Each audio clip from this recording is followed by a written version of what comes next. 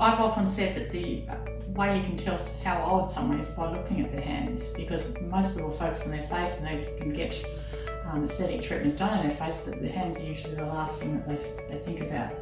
So it's important to treat our hands as part of any aesthetic treatment plan. So PRP is definitely the go-to area for hands.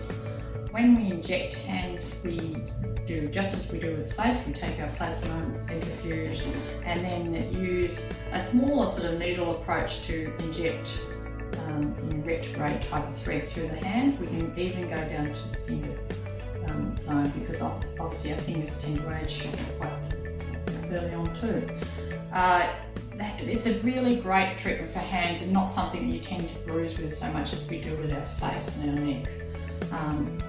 Most people who have gone through a process of always putting hand cream on, always struggling to get their hands hydrated, if they've had PRP, 2 months later they'll say, well, actually I haven't had to use my hand cream as much, or I've noticed my skin feels like it's gone back 10 years. It's quite apparent, and certainly the first area I ever had treated with PRP, so I know it works.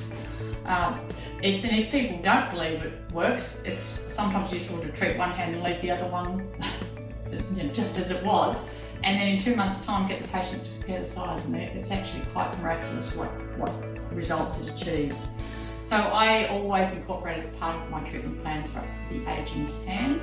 Obviously in a lady who's in her 50s, 60s, those hands are really starting to look dramatically older at that point, and we often combine it with the treatments such as the collagen stimulating fillers, which help the volume loss occur as well.